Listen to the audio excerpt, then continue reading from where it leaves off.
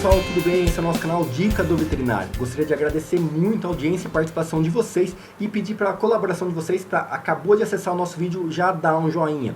Hoje a gente vai falar para as pessoas que querem saber a respeito de displasia coxofemoral, aquele problema que geralmente dá nas cadeiras, muito comum em Rottweiler, comum no pastor alemão. Existem algumas raças que têm maior predisposição de apresentarem a displasia, né? Então, geralmente, a displasia ela acontece quando a gente tem, vulgarmente, vamos dizer ali, a bacia e a gente tem o fêmur, que é aquele osso da coxa, né? E aí, esse osso da coxa tem a cabeça do fêmur, que é bem redonda, parecido com a minha mão, assim, e ele encaixa ali, onde a gente fala vulgarmente na bacia, né? O que o pessoal conhece como bacia. E esse osso fica encaixado ali e ele corre dessa forma quando você levanta a perna, né? Você estica a perna e volta. Nos cães, da mesma forma. Quando esse osso, por algum motivo, ele acaba ficando muito largo, essa cabeça do fêmur, ela fica solta lá dentro, ela não fica justinha, né, e girando dessa forma assim, ela fica meio solta, né, então ela fica batendo ali dentro. Aí o animal vai andar, ele anda meio bambo, ele não consegue controlar tão bem a locomoção dele, que ele acaba andando meio que como se fosse escorregando.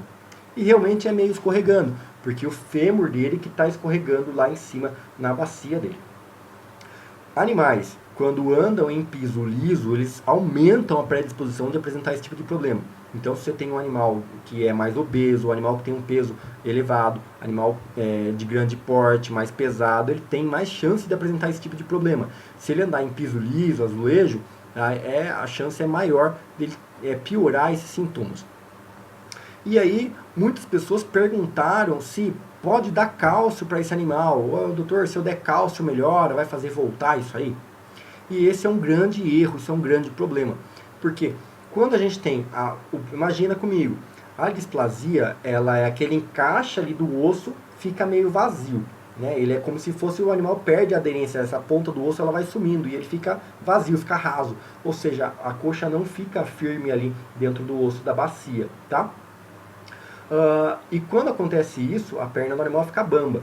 Se você der cálcio, a gente aqui nessa parte onde fica osso com osso, em todo o nosso corpo, né? Então se a gente pensar aqui, eu consigo fazer esse tipo de movimento porque eu tenho articulação. Para o meu osso, aqui é um osso e aqui é outro osso. Para o osso não ficar rangendo, a gente tem a formação de cartilagem entre um osso e outro.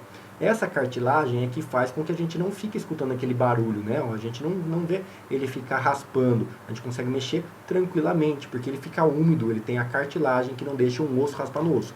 Porque se eu pegar um osso e raspar no osso, a gente vai fazer o quê? Vai desgastar. Aqui dentro, quando a gente começa, esse osso fica batendo assim solto, ele tem menos formação de cartilagem, ou seja, o osso acaba pegando sim no osso e raspando, diminuindo cada vez mais. Esse encaixe vai ficando cada vez mais raso, e você não encaixa direito. Esse é um problema. Quando você dá cálcio, a tendência é que aonde é cartilagem, que é como se fosse aquela pele molinha, aquela gelatina, aonde é cartilagem, quando você dá cálcio, acaba calcificando esses locais. Ou seja, o que era para ser bom acaba piorando o quadro. Se você der cálcio para o seu animal e ele tem um problema de displasia, ele pode calcificar aonde não deveria. E aí você vai ter problema sério, porque vai piorar ainda mais. O seu animal vai sentir cada vez mais dor. Imagina ele andando e aquele osso raspando no osso.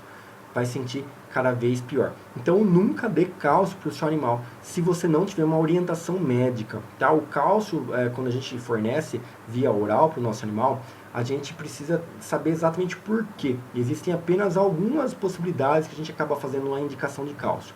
Nem mesmo para filhotes não tem mais a indicação de cálcio, de suplementação de cálcio para filhotes. Porque o filhote ele está em crescimento. Se você der cálcio demais, ele acaba não crescendo. É um efeito contrário ao que a gente gostaria. Então, um animal com displasia coxofemoral, da mesma forma, não dê cálcio para ele, porque você pode piorar ainda mais os sintomas.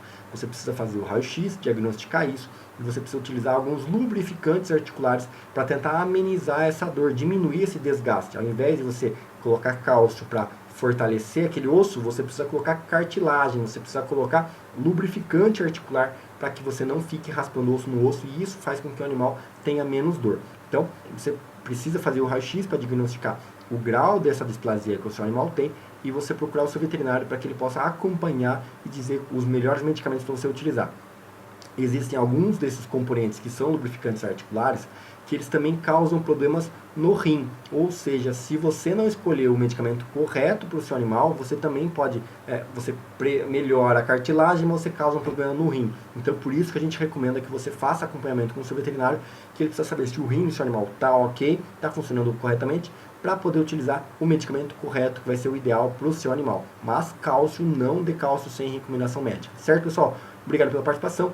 Espero que vocês tenham gostado do conteúdo desse vídeo. Dá um joinha, ajuda a gente a crescer com o nosso canal, tá? Entra também no nosso site, a gente tem o nosso site aqui, dicadoveterinário.com.br. A gente tem diversos artigos e outros conteúdos lá dentro do site, tá?